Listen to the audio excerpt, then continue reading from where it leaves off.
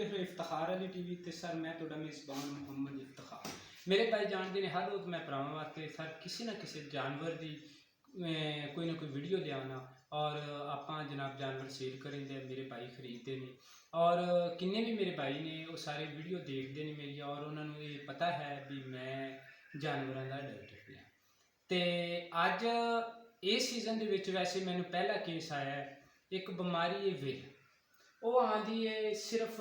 जवार के मौके ते जवार के मौके ते उनकी आवन की एक छोटी जी वजह है और थोड़ा जिहा आप ख्याल करिए ना तो ये वेड़ मेरा ख्याल है अपने किसी भी जानवर को अल्लाह खैर करे नहीं आवेगी तो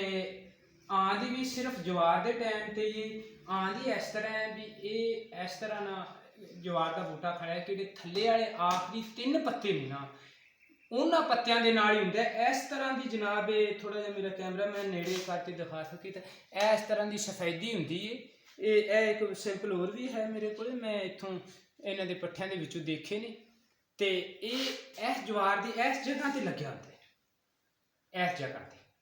इतने होंगे कदों आप पट्ठे की कटाई करनी क्योंकि होंगे आखिरी थले वाले पत्तियां के अगर बंदा कटाई करने वाला थोड़ा जहा ख्याल रखे भी कि है ये लेकिन मैं खोलिया नहीं है ये एक काले रंग का जनाब कीड़ा होगा और किहड़ा वो कीड़ा है वो जानवर के जनाब बारिश हुई उनकी वजह नाल थोड़ी जी बेहतरी वैसे आँदी लेकिन इहदे कीड़ा है किड़ा ये मरिया होया है क्योंकि पिछले दिनों थोड़े जे दिन हो गए यह बारिश हुई लेकिन यह एक जिंदा फिरदा यह थोड़ा जिहा हरकत कर रहा तुहानूं नज़र आ रहा है एक इधर मेरे इस हत्थ ते आ गया मैनूं सॉरी पता नहीं चलिया असीं अंदर बैठे सां ये किहड़ा कीड़ा है ये कदों चला जाता है ना जानवर के अंदर उस तो बाद जानवर तो सब तो किहड़ा पहला काम हुंदा है ना जानवर को टैंपरेचर हो जाता है टैंपरेचर होने तो 2 घंटे बाद या 1.5 घंटा बाद जानवर एक लत्त चक जाता है गोके नूं गावां नूं बहुत ज़्यादा होंदा है मझां नूं तां वैसे मेरी 11 साल की फील्ड है वैसे मैं नहीं अज तक देखा लेकिन वो मेरे कई डीवीएम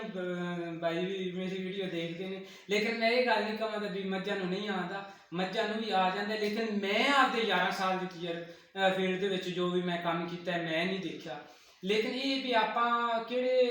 आप खुद पट्ठे कटते हैं पाते हैं वो तो खैर मेरी इस थोड़ा जिहा इस गल से गौर रखन दे ते किहड़े मुलाजम किन्हां दे है ने वो थोड़ी जी इस गल से गौर नहीं होगी उन्होंने बहरहाल तुसीं थोड़ी जी कोशिश किया करो मैं थोड़ा जिहा तुहानूं समझा देना तसल्ली नाल भी ये जानवर नूं जनाब ये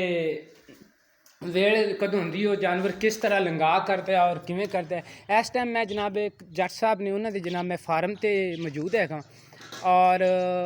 इन्हों के जनाब मैं फार्म ते आया सा और मैं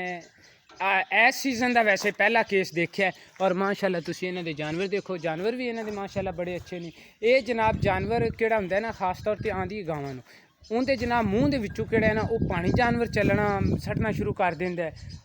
ते एक लत्त तो लंगा कर देंदा है बाज़ औकात ये गांव की बुजदल जिहा जानवर बाज़ औकात जानवर गावां लम्मियां भी पै जांदियां ने और इहदा किहड़ा एक देसी आले किहड़े अपने किहड़े पुराने वड्डे सी वो देंदे हुंदे सी वो कोई दाल उबाल ते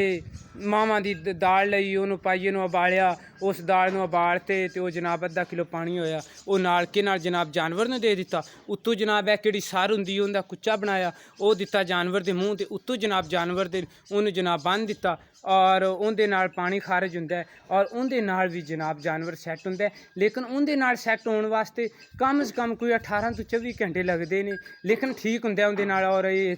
मेरे भी तजर्बे की गल है और असी कई दफ़ा हमला जानवर हुण किन्ना 8वां 9वां महीना होवे गर्मी का मौसम हुंदा है क्योंकि जवार आंदी गर्मी के मौसम के विच ते असी ये देसी नुस्खे नाल भी ये ठीक कीते ने और हुंदे ने इंशाल्लाह और बाकी किहड़ा इन्हां दा टीके वाला मामला है वो इहदे विच सिर्फ एक इनू डिक्लोफेनेक और ऑक्सी और एवल दी 3 टीकियां की जरूरत हुंदी है और ये तकरीबन 1.5 तो 2 घंटिया के बीमारी कवर हो जाती इन्नी जल्दा और इन्ना लाचार जानवर पिया होंदा और ये जनाब इन्नी जल्दी जनाब ये कवर हो जाती है बहरहाल भी मैं सर